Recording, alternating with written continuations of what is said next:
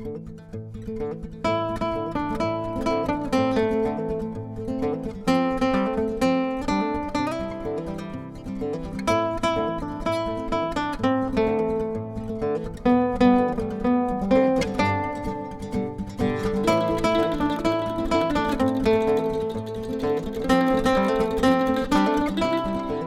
ich bin jetzt in Afghanistan. Man mag mich ja echt für grenzenlos bescheuert halten. Oder Bob, was sagst du dazu? Ich habe da ein ganz mieses Gefühl. Zwar an der Grenze, aber ganz smooth. Und man ist hier noch mehr eine Attraktion als im Iran. Das ist der Wahnsinn. Jetzt werde ich nach Herat fahren. Da habe ich auch schon Kontakt, mit dem ich mich treffe. Und dann mal gucken, wie das hier so wird. Das ist auf jeden Fall aufregend. Und ich habe mich mal dafür gefeiert, dass ich nach Ungarn gefahren bin.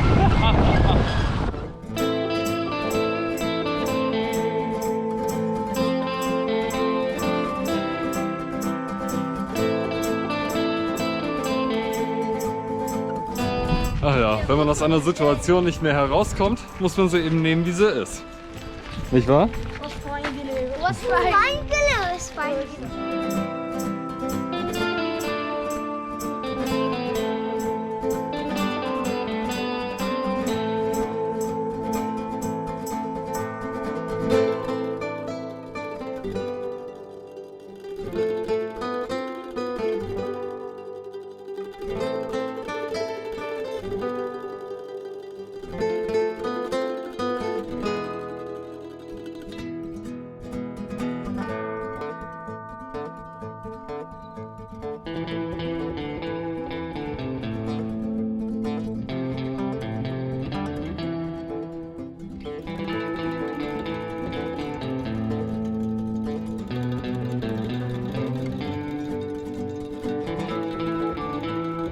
So, guten Morgen.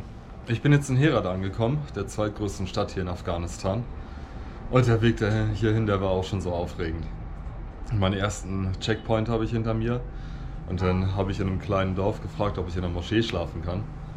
Und die Kiddies, ich finde das ja immer cool, mit Kindern so ein bisschen zu spielen und so weiter. Und das ist ja auch alles aufregend für die.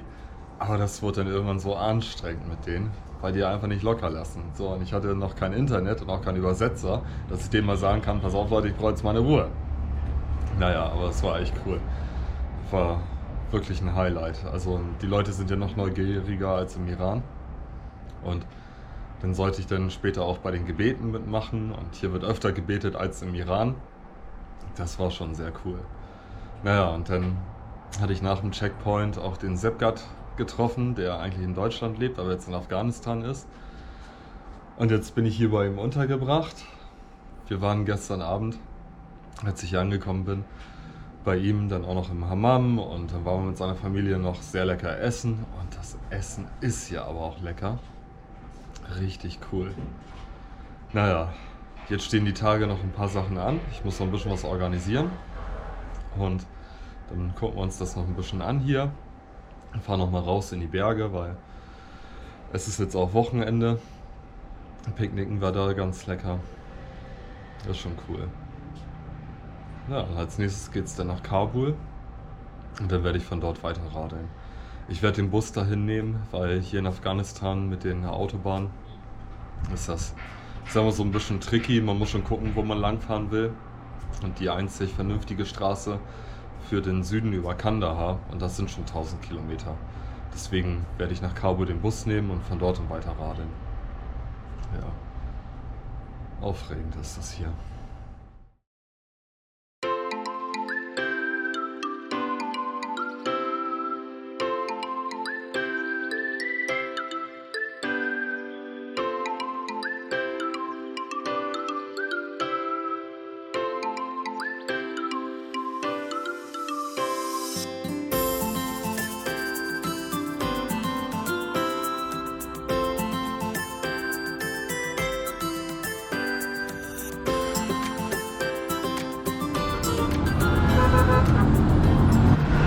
So, ich bin jetzt mit einem von meinen neuen Brüdern unterwegs und wir haben jetzt schon mal eine SIM-Karte organisiert.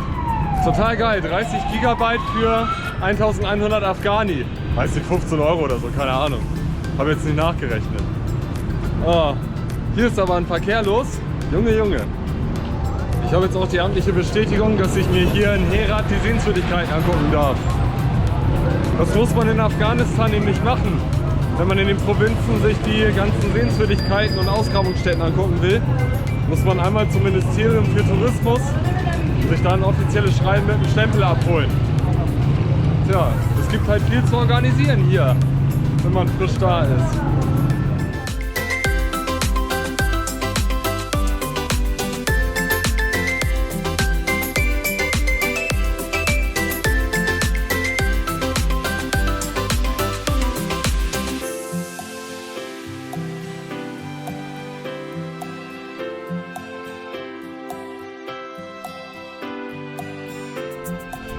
Die Zitadelle von Herat wurde ursprünglich vom Alexander den Großen gebaut.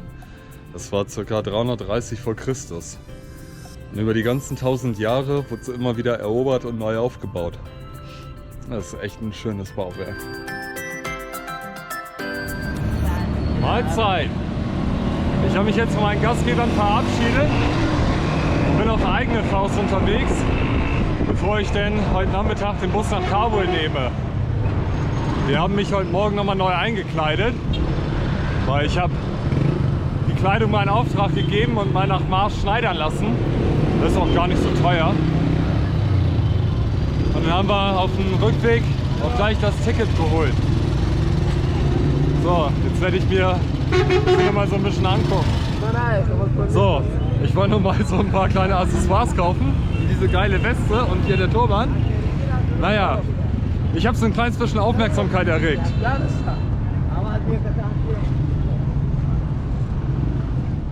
So, ich bin jetzt gerade in einer afghanischen Schule, weil ich habe auf dem Weg hier durch die Stadt Englischlehrer getroffen.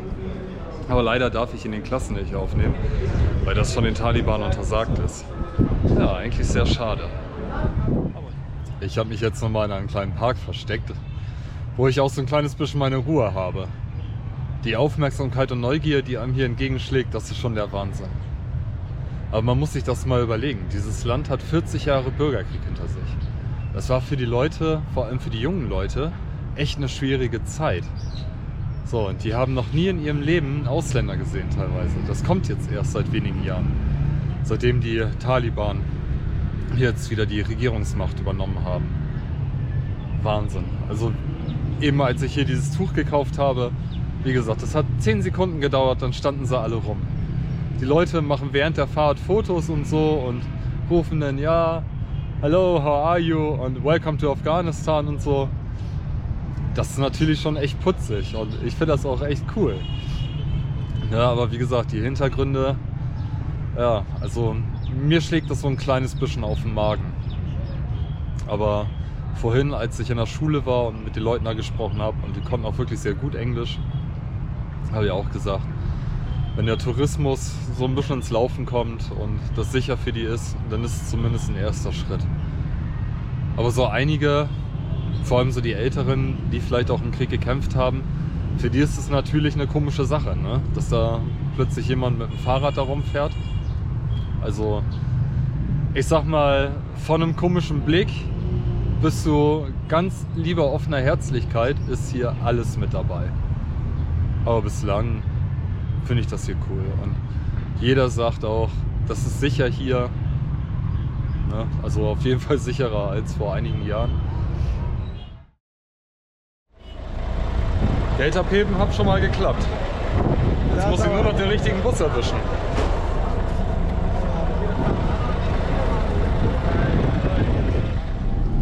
Na, das kann ja lustig werden hier. Das werden anstrengende 20 Stunden. Wir waren jetzt gerade mal 10 Minuten auf der Straße und ich glaube, der Fahrer hat schon ein anderes Auto kaputt gemacht. Der Fahrstil der Afghanen, der ist nämlich eher so Kategorie Death Race. Mal gucken, ob ich das überlebe.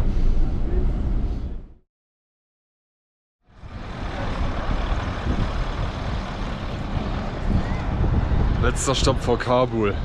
Es sind jetzt noch 250 Kilometer. Oh, aber die fühlen sich an wie, weiß nicht, das Doppelte oder so. Die Straßenverhältnisse sind nicht unbedingt die besten, vor allem wenn man so ein bisschen in der Provinz unterwegs ist. Und wie gesagt, der Fahrstil, der ist nicht ohne Rücksicht auf Verluste. Aber ich war noch nicht so weit, um mein Leben zu fürchten.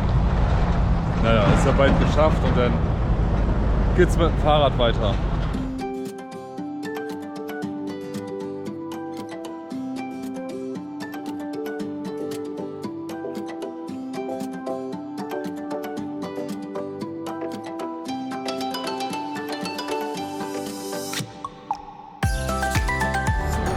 Ich bin endlich angekommen. Hip hip hurra. Jetzt muss ich noch ca. 12 Kilometer zu dem Hotel fahren. Mal gucken, ob die ein Zimmer für mich haben.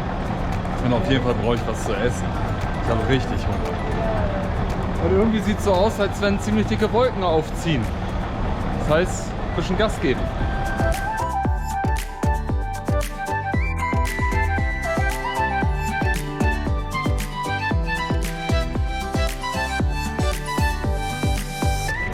Oh, ich finde das so cool. Chaotischer Verkehr, überall Marktstände, alles ist durcheinander.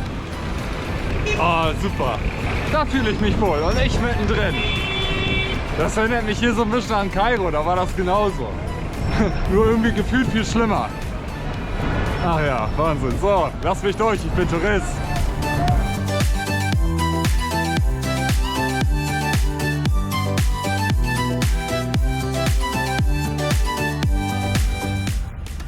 Guten Morgen. Ich mache jetzt mal einen kleinen Spaziergang. Ich habe es ja eigentlich nicht so mit Großstädten, aber wenn ich schon mal hier bin, kann ich mir das auch mal so ein bisschen angucken.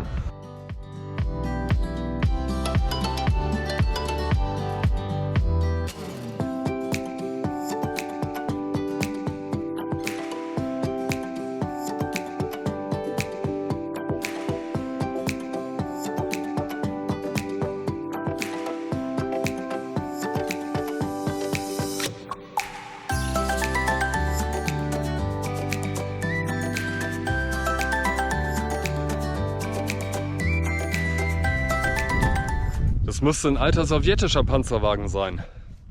Afghanistan war bis Mitte der 70er Jahre ein Land wie jedes andere auch. Und Teil des sogenannten Hippie-Trails. Da sind die jungen Leute aus England oder generell Europa bis nach Indien gereist und halt auch durch Afghanistan gekommen. Und der damalige Präsident, der wollte Reformen durchsetzen, unter anderem Bodenreform. Das fanden die Stammesleute aber nicht so witzig und haben rebelliert. So, die Sowjetunion, die wurde dann damals zur Hilfe gerufen und ist in Afghanistan einmarschiert, um die Aufstände zu beenden. Das war dann für die Amerikaner die große Gelegenheit, die Sowjetunion zu schwächen und der Sowjetunion quasi ihr eigenes Vietnam zu bescheren. Und die Amerikaner haben dann die Stammesleute, oder ich sag mal die Mujahedin, ausgerüstet mit diesen Stinger-Raketen, um die Helikopter abzuschießen, und haben sie finanziert. Und diese Warlords haben dann die Sowjetunion bekämpft. Das lief unter anderem mit Hilfe eines gewissen Osama bin Laden. Den kennen wir ja von irgendwoher. Naja, als die Sowjetunion dann geschlagen war, haben diese Warlords angefangen, sich selber zu bekämpfen. Und aus dem Krieg mit der Sowjetunion wurde dann halt der Bürgerkrieg. Daraus hervor kamen dann die Taliban. Und die Taliban haben das dann für sich entschieden. Und später dann, als das mit dem World Trade Center passiert ist, ja, ist halt die NATO hier einmarschiert. Der Rest ist Geschichte.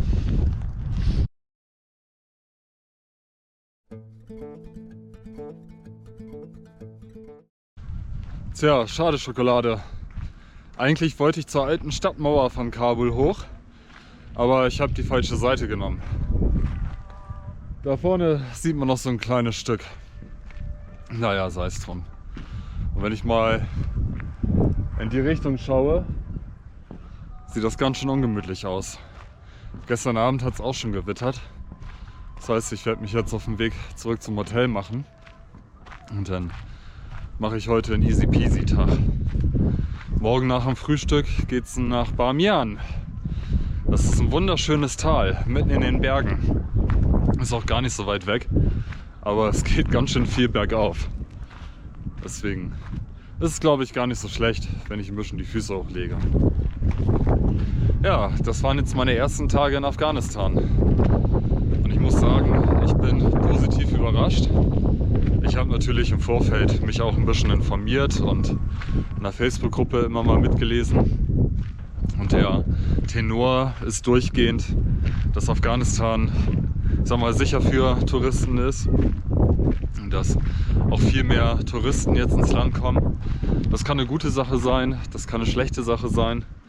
Schlecht in dem Sinne, weil der Krieg ja erst wenige Jahre zurückliegt und sich die Leute wahrscheinlich erst daran gewöhnen müssen, dass so viele Touristen auf einmal hierher kommen. So, aber auch unterwegs, wenn mich die Leute erkannt haben, haben sie sich bedankt, dass ich nach Afghanistan gekommen bin. Und so, also ich denke mal, beziehungsweise mein Bauchgefühl sagt mir, dass das Land so seine ersten positiven Schritte in eine bessere Zukunft macht.